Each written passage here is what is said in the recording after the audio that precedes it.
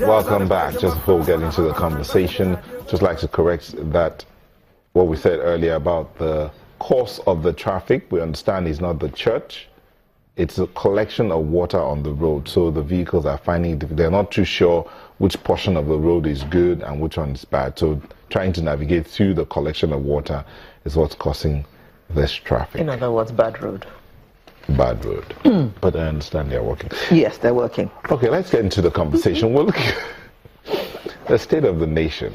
Yes, bad roads, no water, no light, no foreign exchange, no public funds. I actually scribbled something here. Yes. I said, first quarter of 2016, Nigeria's economy shrunk by, or GDP shrunk by 0.36%. By second quarter, it shrunk by 2.06%. That's coming from the National Bureau of Statistics. And that was the entire message. In other words, we were officially, I don't know, in recession, but I'm not the one to explain all of this. So the Bureau of Statistics said Nigeria's GDP is at constant basic prices contracted in the second quarter, as I said earlier, by 2.06%. Nigeria's mainstay has depressed the public finances as the cut or the downward stride of crude oil prices has depressed public finances and the value of the naira, causing foreign exchange shortages. Now, crude sales, they amount to about 70% of Nigeria's revenue and earnings. But since the cost of it has continued to go down, the revenues of the country, of the government of Nigeria, have seemed to continue to go down, even though there are taxes that are collected here and there. So the question is, how are we managing the situation we find ourselves? What's the way out? Well, we have an economist, a development analyst is in the house. Femi Onakarin, thank you for joining us. It's a pleasure. We're still expecting Mr. Boniface Chizie, who's an economist. We understand he's stuck in traffic, but he'll be with us shortly in the course of the program. Alero laughs. Okay, Femi, you heard the, would I say, message from the National Bureau of Statistics. When you heard that press briefing, what was your take? The truth is, no one was really surprised. It was largely expected. Projections from 2015 upwards to 2016 has always shown us that this was the direction we're going to. And we had some particularly challenging scenarios that contributed, or rather accelerated, the decline that we noticed. There was a lot of speculation about the passage of the budget, when it will pass, appointment of ministers, and then coupled with declining revenues from oil and very weak infrastructure, generally just made it in an inevitable situation.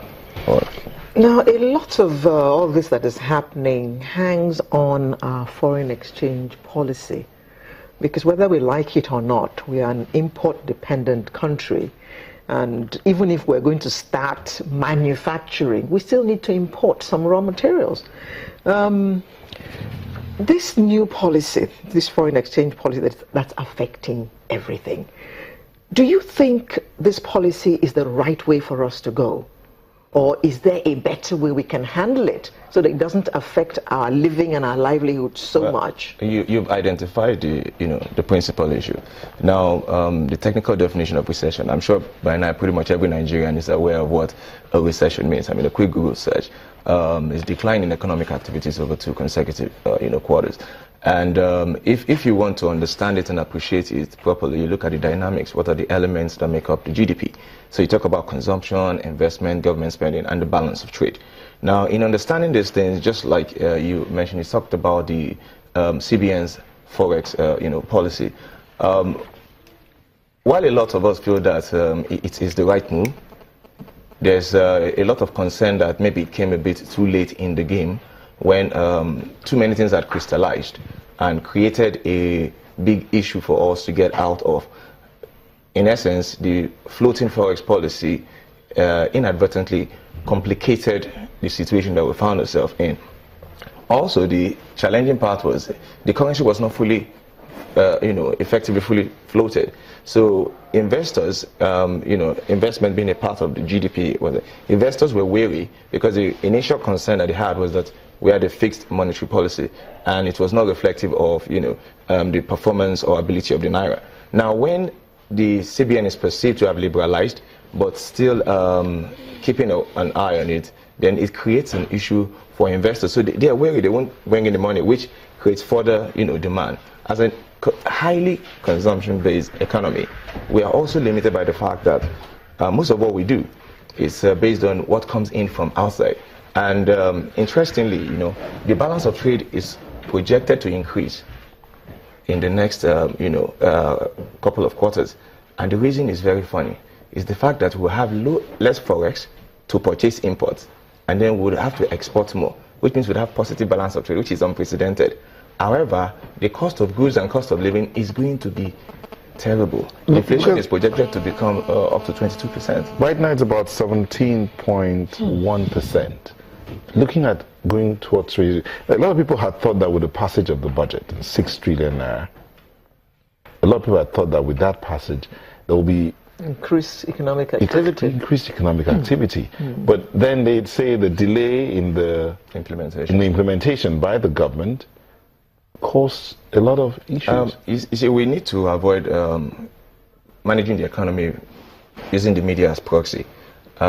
Most of the information that we get, right, doesn't really go with the process that actually brings about, the value that we're expecting.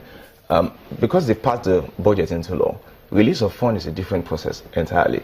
And, we're not carried along on that part until people notice that, there's no government spending. And that's when we now started getting... Contractors are not being paid. That's when we now started saying, oh, so this is the situation. Remember that I highlighted that there are 4 key elements, right, on GDP. So on all the indices, we are failing. And that is really why things are, really tight generally, because unemployment is bound to go. If you have a high consumption economy and your manufacturers are not, able to produce goods, no one is able to, traders are not able to get access to foreign exchange and whatnot, everything will collapse. And the risk that we are afraid of is, if we continue along this trend, if it's not quickly arrested, right, we'll be moving towards a depression, which is harder to get out of. All right, we'll just take a moment and we'll come back, we'll continue the conversation. Please don't go away.